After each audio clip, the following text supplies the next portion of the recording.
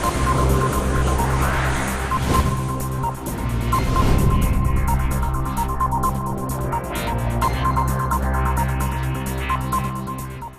Friends, स्वागत है आपका आपके अपने परिवार एजुकेशन हब 2.1 में। फ्रेंड्स, चैप्टर स्टार्ट करने से पहले मैं आपको दो बात बताना चाहूँगा कि सबसे पहले तो मैं आपका थैंक्स करना चाहूँगा कि आपने हमारे को इतना सपोर्ट किया, हमारे चैनल को इतना एक ही दिन में इतना पॉपुलर किया, इतने लाइक्स आए, इतने व्यूज़ आए, उसके लिए हम आपके आभारी रहेंगे। आपका बहुत बहुत धन्यवाद जो आपने इतनी मेहनत की। हमने तो सिर्फ एक वीडियो बनाया था, उसको चैनल पे डाला था, लेकिन आपने इतना सपोर्ट किया, उसके लिए बहुत बहुत धन्यवाद। फ्रेंड्स, आज का अपना टॉपिक है ऊंचाई और दूरी। फ्रेंड्स, ये चैप्टर मैंने इसलिए उठाया है क्योंकि ये चैप्टर है तो बहुत सरल अगर यदि किसी को आता है तो, लेकिन क्या है कि एग्जाम्स में लगभग 40% से 30 से 40% लोग इस चैप्टर को करके आते हैं। ना करने की वजह इसको यही है कि अधिकतर को या तो आता नहीं है या फिर उनके पास समय नहीं होता है, क्योंकि इसके जो क्वेश्चंस आते हैं साइन थीटा कोस थीटा से होते हैं, तो कुछ टाइम भी लग जाता है और कुछ को आते भी नहीं है। लेकिन फ्रेंड्स, मैं जो तरीका बताऊंगा उस तरीके से आज के बाद मैं इतना कह सकता हूँ कि आप सबसे पहले इसी चैप्टर का क्वेश्चन करोगे। आप जब पेपर को देखोगे तो उसमें यही देखने की कोशिश करेंगे क्या उस चैप्टर से भी कोई क्वेश्चन आया है क्या। मैं आपको इतना विश्वास दिलाता हूँ कि चाहे कैसा भी क्वेश्चन क्यों ना आए एग्जाम में, आप उस क्वेश्चन को सबसे पहले करेंगे और बहुत ही कम टाइम में करेंगे, कुछ सेकंड्स में उस क्वेश्चन को कर देंगे, चाहे कितना भी बड़ा क्यों ना हो। मैं आपको कोई मान भी रटवाऊंगा नहीं, नहीं कुछ आपको ऐसा कुछ डिफिकल्ट बताऊं, ना कोई आपको ट्रिक्स बताऊं, बिल्कुल आपके सामने होगा जो भी होगा, बिल्कुल मुश्किल से एक दो लाइन में उसका आंसर आ जाएगा। क्वेश्चन को देख करके भी आप अगर आप एक्सरसाइज थोड़ी कर लेंगे तो बिल्कुल आप क्वेश्चंस को देख करके भी उसके आंसर निकाल सकते हैं। ठीक है फ्रेंड्स, तो स्टार्ट करते हैं अपन ये ऊंचाई और दूरी का चैप्टर। कोण मिति का उपयोग हम उन बिंदुओं की दूरी मापने के लिए किया जाता है, उन बिंदुओं की दूरी मापने के लिए करते हैं जिनकी दूरी अपन सीधे तरीके से नहीं माप सकते। ठीक है फ्रेंड्स, अब जो ऊंचाई और दूरी है वह उसमें एक समकोण त्रिभुज बनता है हमेशा, उसमें एक जो एंगल होता है वो हमेशा 90 डिग्री का रहेगा। इस चीज का आपको ध्यान रखना है, यह तो हमेशा 90 डिग्री का रहेगा ही रहेगा, जबकि ये 30 का भी हो सकता है, 45 का भी हो सकता है, ऐसे ये चेंज होते रहेंगे, लेकिन इसमें हमेशा त्रिकोण त्रिभुज बनेगा, समकोण त्रिभुज बनेगा। तो फ्रेंड्स, जो ये कोण बनता है इसको अपन उन्नयन कोण बोलते हैं, और ये जो कोण बनता है यहाँ पे अवनमन कोण बोलते हैं इसको।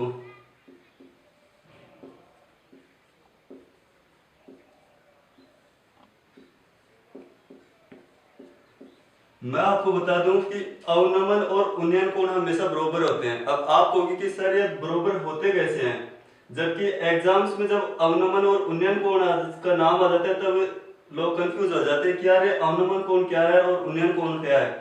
जैसे एग्जाम्स में आ गया कि उन्नयन कोण अवनमन कोण 30 डिग्री है, तो आप सोचते हो कि यार ये 30 डिग्री यहाँ पे होगा या फिर यहाँ पे होगा, जबकि मैं आपको बता दूं कि चाहे आपको एग्जाम से उन्नयन बोले या फिर अवनमन कोण बोले, आपको हमेशा ये ही मान रखना है। वो इसलिए रखना है क्योंकि जब दो क्षैतिज रेखाएं होती है, जब दो क्षैतिज रेखाएं एक समान होती है और उसको एक बीच से एक क्रॉस रेखा काट देती है सीधी रेखा, तो इसका जो ये कोण और ये कोण हमेशा बराबर होते हैं। ये मैथ में इसका एक रूल्स होता है।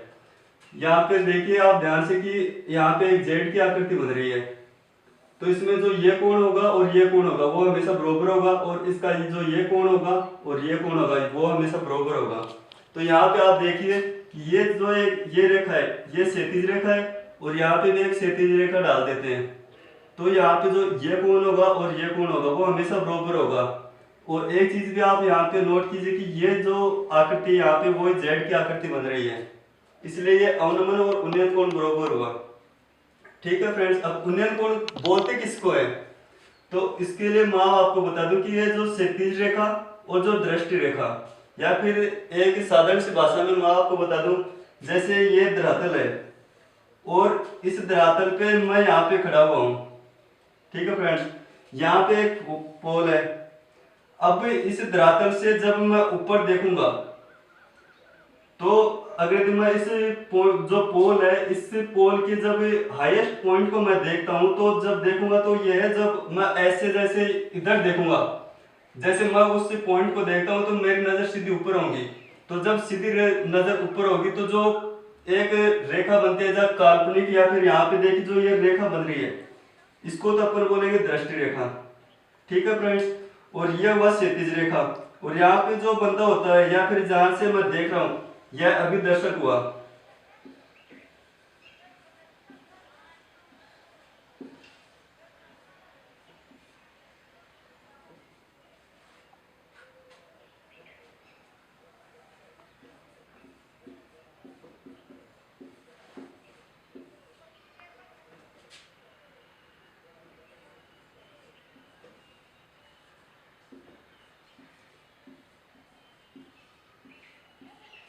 तो जब क्षैतिज रेखा और दर्शय रेखा के बीच या फिर मध्य बनने वाला कोण उन्नयन कोण होगा।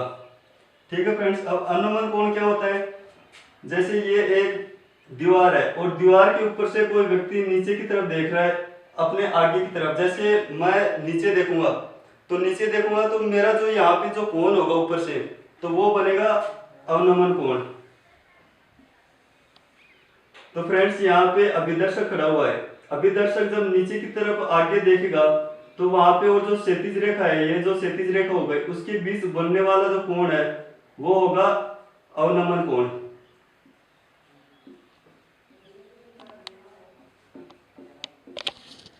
ठीक है फ्रेंड्स, ये एक बेसिक जानकारी के लिए मैंने आपको बताया, जबकि इसका एग्जाम की दृष्टि से कोई महत्व नहीं है।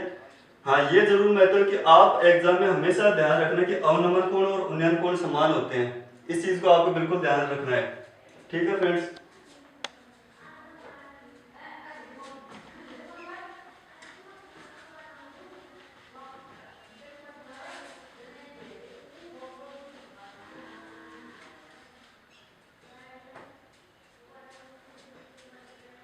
अब फ्रेंड्स मैं आपको कुछ 2-3 पॉइंट बताऊंगा महत्वपूर्ण, जो एग्जाम की दृष्टि से और इस पूरे टॉपिक के लिए वो 2-3 पॉइंट बहुत ही महत्वपूर्ण है। उनका बहुत ही अपनी जगह महत्व है और उन्हीं पॉइंट को आपको याद रखना। आप चाहे इसे नोट कर लीजिए या फिर मैं हर क्वेश्चन में आपको उनको रिपीट करके बताऊंगा और उन्हीं पॉइंट से वो जो क्वेश्चन है वो सोल्व होंगे। पूरा चैप्टर उन्हीं पॉइंट से सोल्व हो जाएगा। तो फ्रेंड्स वो मैं आपको बताता हूँ वो पॉइंट क्या है।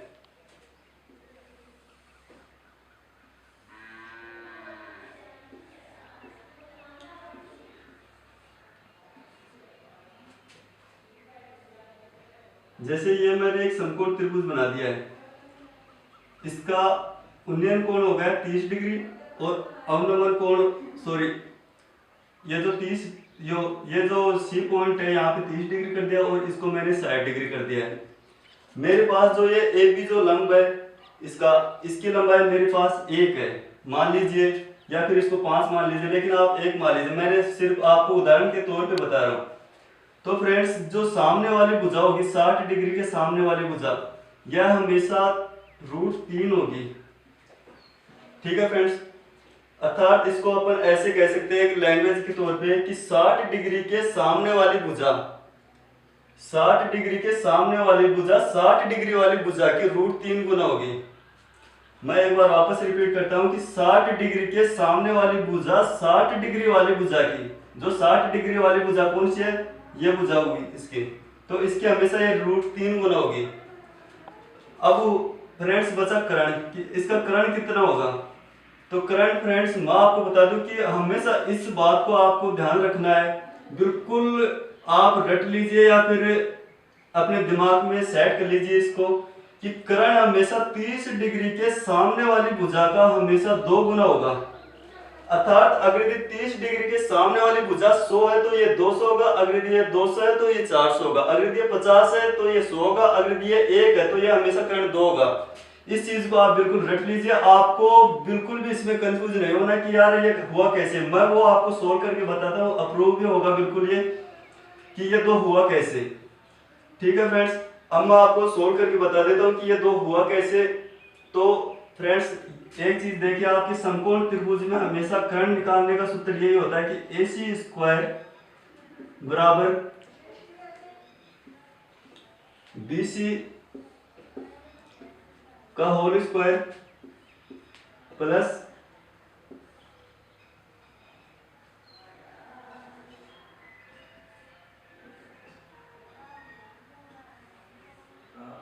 बी ए का स्क्वायर।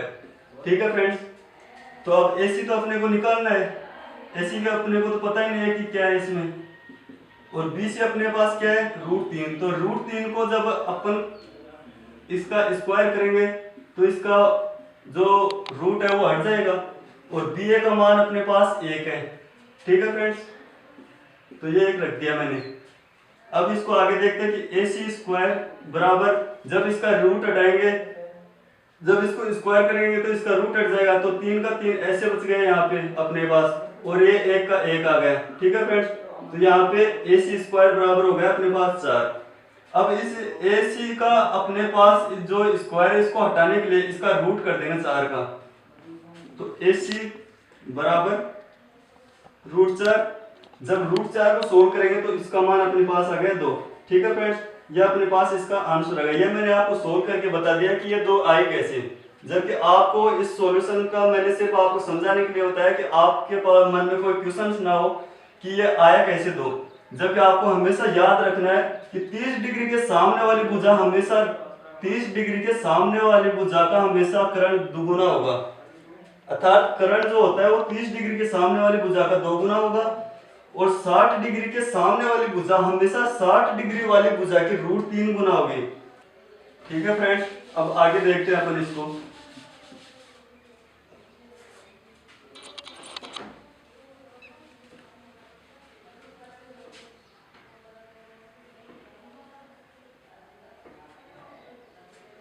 जैसे अपने पास इस BC का मान है 1। ठीक है फ्रेंड्स,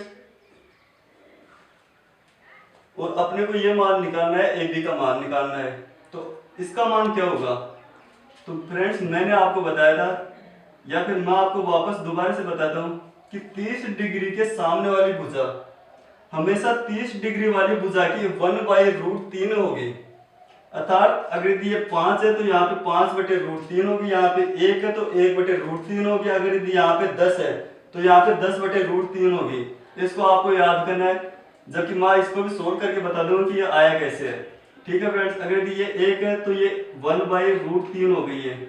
ठीक है फ्रेंड्स, फिर मैंने आपको बताया था कि कर्ण कैसे निकालते हैं, कि कर्ण हमेशा 30 डिग्री के सामने वाली भुजा का 2 गुना होगा। अब 2 गुना होगा तो यहाँ पे कितना हुआ, 2 गुना का कितना हो गया 2/√3। ठीक है फ्रेंड्स, अब मैं इसको भी सोल्व करके दिखा देता हूँ आपको कि इसका कर्ण 2/√3 आया कैसे है। तो ठीक है, देखते हैं अपन यहाँ पे AC स्क्वायर बराबर BC स्क्वायर प्लस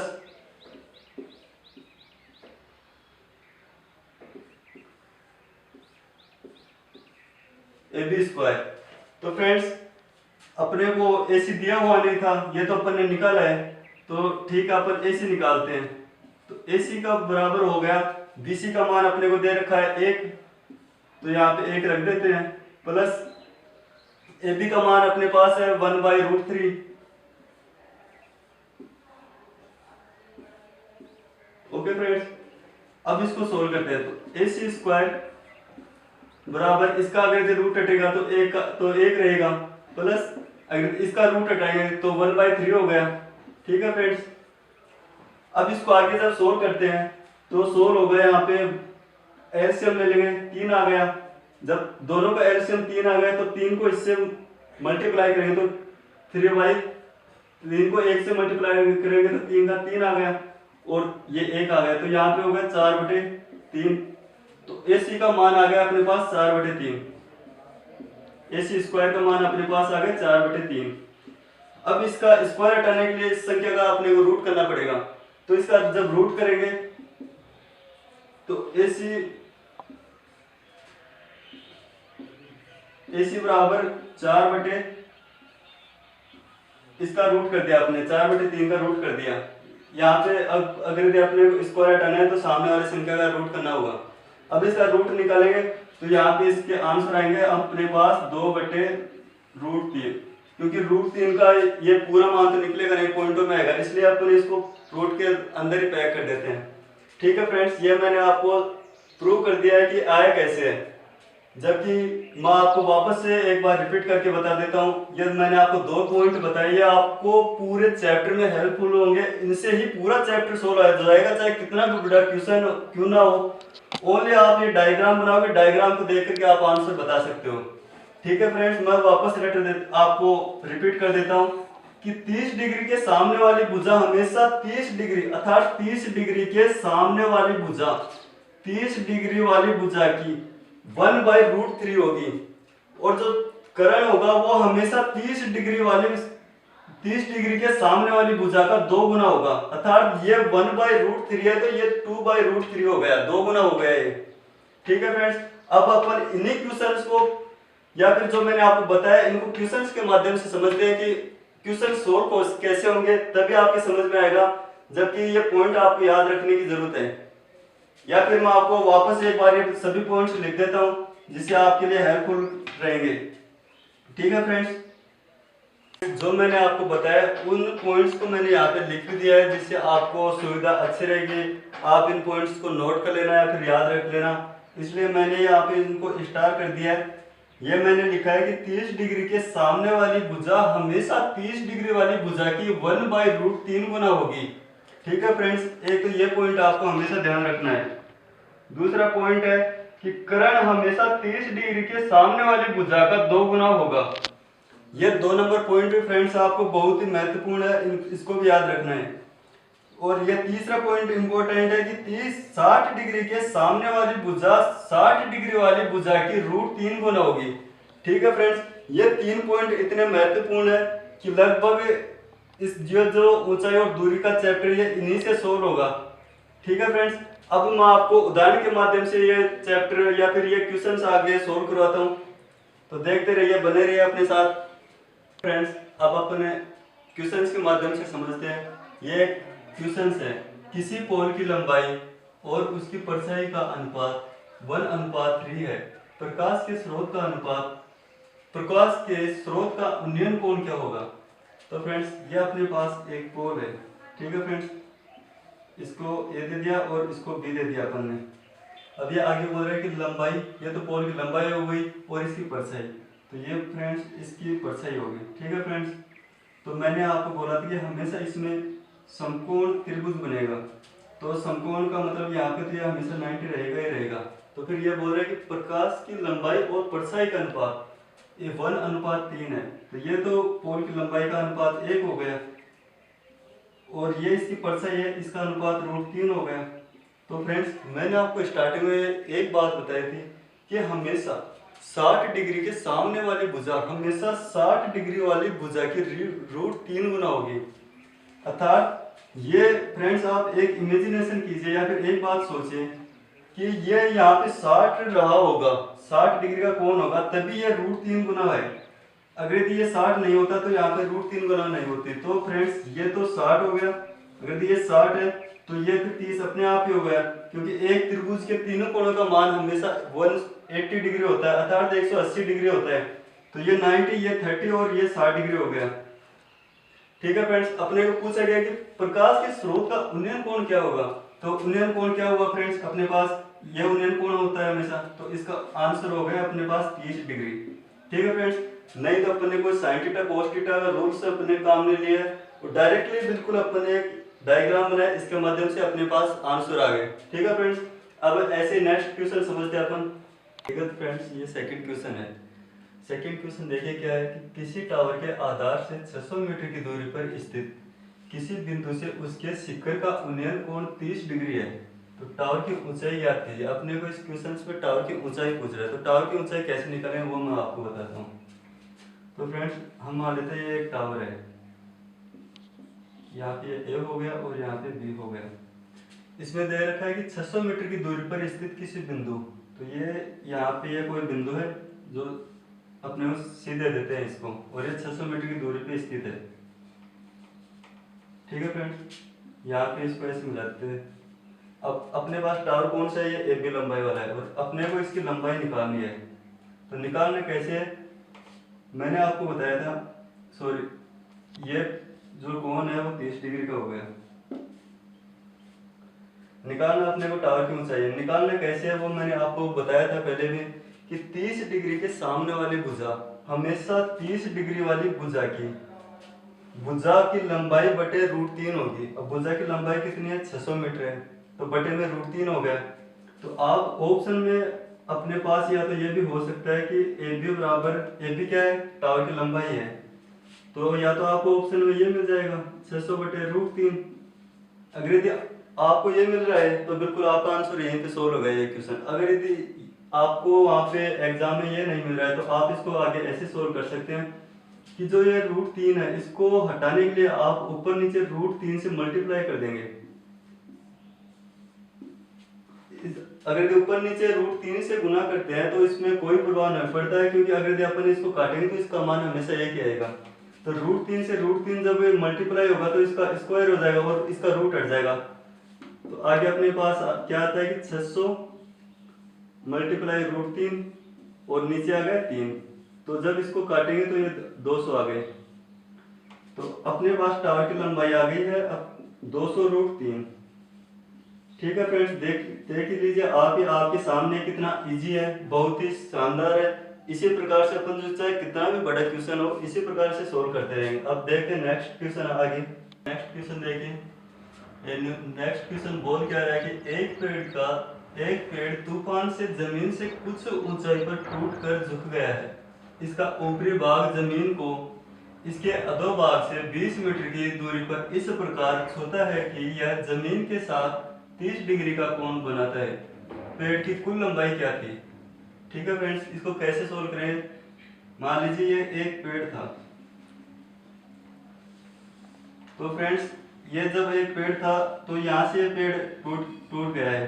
ठीक है फ्रेंड्स, ये मान लीजिए पूरे पेड़ की लंबाई थी, लेकिन ये यहाँ से टूट गया और ये टूट करके आगे अधोभाग है इसका, यहाँ पे आगे अधोभाग का मतलब है आगे की तरफ जब गया तो कहाँ पे मिल रहा है, आगे 20 मीटर की दूरी पे मिल रहा है फ्रेंड्स।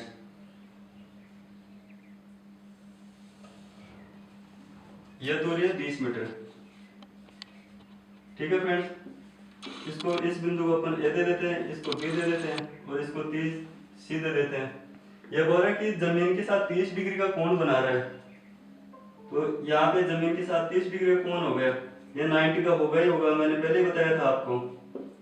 तो फ्रेंड्स पूछा अपने को क्या है कि पेड़ की कुल लंबाई क्या होगी। तो फ्रेंड्स मैंने बताया था कि 30 डिग्री के सामने वाली भुजा निकालने के लिए अपन क्या करेंगे, 30 डिग्री के सामने वाली भुजा, हमेशा 30 डिग्री वाली भुजा की लंबाई बटे √3 होगी। ठीक है फ्रेंड्स, तो √3 कितनी हुई, 20 बटे √3 हो गई। अब निकालना क्या कि अपने को पेड़ की लंबाई टोटल, तो अपने पास इतने पेड़ की लंबाई तो अपने पास आ गई है। अब ये जो पेड़ यहाँ से यहाँ तक है इसकी लंबाई और चाहिए अपने को, तो इसका जो कर्ण है ये निकालना है अपने को। तो मैंने आपको कहा था कि कर्ण हमेशा 30 डिग्री वाली भुजा का 2 गुना होगा। तो 2 गुना कितना हुआ, ये 20 बटे √3 है, तो कर्ण हो गया 40 बटे √3। ठीक है फ्रेंड्स, अब इस लंबाई को और इसको जोड़ देंगे तो पेड़ की जो कुल लंबाई है वो अपने पास आ गई है। तो ठीक है, फिर जोड़ देते हैं इसको।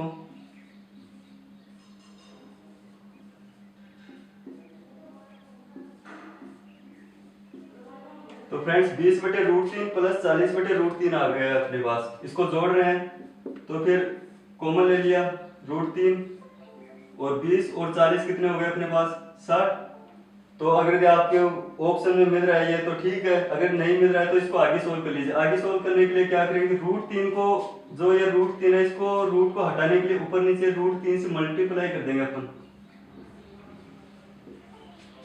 तो आगे जब इसको सोल्व करेंगे तो 60 बटे 3 और ये √3 का √3 ऐसे रह गया, तो इसको इससे काट देंगे तो 20 √3। तो पेड़ की जो कुल लंबाई थी वो अपने पास आ गई फ्रेंड्स 20 √3। ये इसका आंसर आ गया। देख लीजिए फ्रेंड्स कितना आसान है, बहुत ही, जबकि क्वेश्चन को देखने में ऐसे लग रहा है कि क्या पता कितना बड़ा होगा। ठीक है फ्रेंड्स, देखते हैं अब नेक्स्ट क्वेश्चन। फ्रेंड्स अब ये क्वेश्चन देखते हैं, ये क्वेश्चन क्या है। एक पतंग धरातल से 100 मीटर की ऊंचाई पर उड़ रहा है।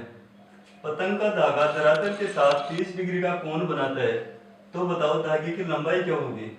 ठीक है फ्रेंड्स, तो यहाँ पे कोई पतंग उड़ रहा है, तो ये धरातल से 100 मीटर की ऊंचाई पे है, तो अपने पास ये धरातल मान लीजिए यहाँ पे, और ये अपने पास ये पतंग है, तो ये धरातल की 100 मीटर की ऊंचाई हो गई इतनी। ठीक है फ्रेंड्स, अब आगे क्या बोल रहा है कि पतंग का धागा धरातल के साथ 30 डिग्री का कोण बना रहा है। तो जो पतंग यहाँ पे है तो इसका धागा ये हो गया और धरातल ये है, तो ये धरातल के साथ कितनी डिग्री का कोण बना रहा है, 30 डिग्री का।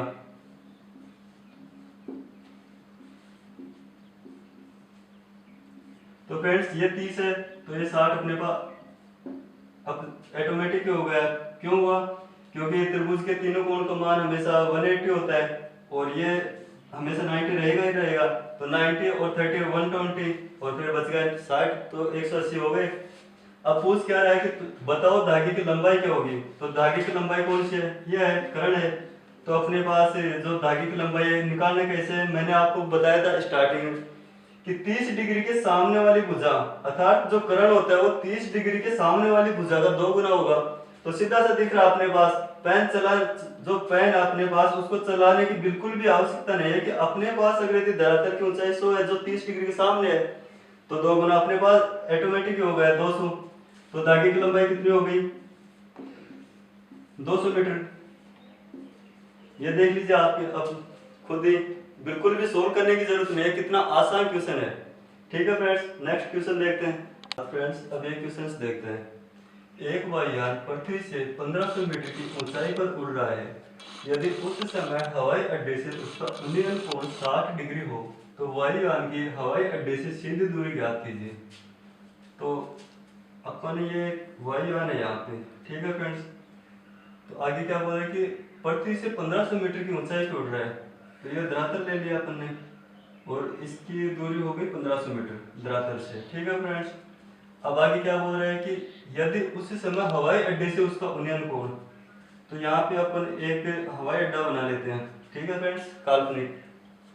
तो यहाँ से इसको सीधा मिला दिया, तो ये बोल क्या रहा है कि यदि उस समय हवाई अड्डे से उसका उन्नयन कोण 60 डिग्री हो। तो फ्रेंड्स उन्नयन कोण कौन सा होगा, ये होगा, ये कितना डिग्री है, 60 डिग्री।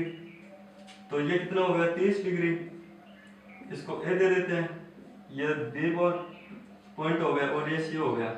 अपने को पूछ क्या रहा है कि वायुयान की हवाई अड्डे से सीधी दूरी ज्ञात कीजिए। अपने को सीधी दूरी ये पूछ रहा है। ठीक है फ्रेंड्स, तो मैंने आपको क्या बताया था कि 30 डिग्री के जब सामने वाली भुजा निकालते हैं तो कैसे निकालते हैं, ये जो लंबाई है ए बी, इसकी बटे में √3 हो जाएगी। या फिर जो ये लंबाई होती है, या तो आप इससे भी निकाल सकते हैं या फिर इससे भी निकाल सकते हैं। इस पहले तो मैं आपको 30 डिग्री से निकाल करके बताता हूँ कैसे निकालेंगे। मैंने आपको बताया था कि 30 डिग्री के सामने वाली भुजा हमेशा 30 डिग्री वाली भुजा के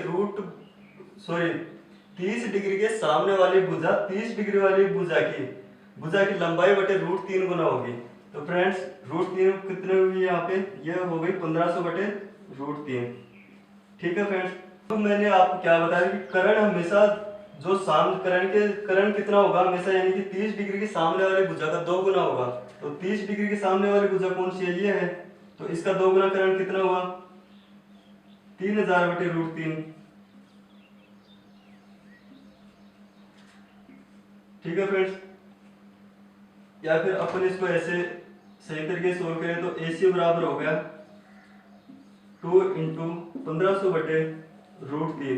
ठीक है फ्रेंड्स, तो इसको सोल्व करेंगे तो 3000 आ गए बटे में √3 आ गया। अगर ये √3 को अपने को हटाना है तो ऊपर नीचे √3 से मल्टीप्लाई कर देंगे इसको। तो जब √3 से मल्टीप्लाई करेगा तो इसका स्क्वायर हो जाएगा। तो स्क्वायर होगा तो रूट तो हट जाएगा और 3 का भाग दे देंगे इसमें।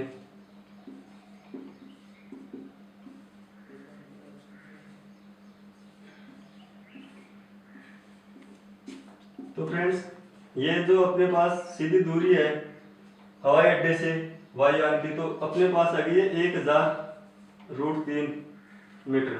ठीक है फ्रेंड्स, ये अपने पास आंसर आ गए। तो फ्रेंड्स बने रहिएगा नेक्स्ट वीडियो में अपने साथ। अगर यदि आपको वीडियो पसंद आए तो वीडियो को लाइक्स कीजिएगा, कमेंट्स कीजिएगा। अगर यदि आपके पास कोई अच्छे सजेशन हो तो हमको ज़रूर बताइएगा, हम उस पर ज़रूर अमल करेंगे। और फ्रेंड्स ज़्यादा से ज़्यादा अपने चैनल को पॉपुलर कीजिएगा, शेयर कीजिएगा, सब्सक्राइब कीजिएगा और अपने दोस्तों को भी बताइएगा। आगे भी हम आपको आपके लिए ऐसी अच्छे अच्छे वीडियो लाते रहेंगे। ठीक है फ्रेंड्स, धन्यवाद।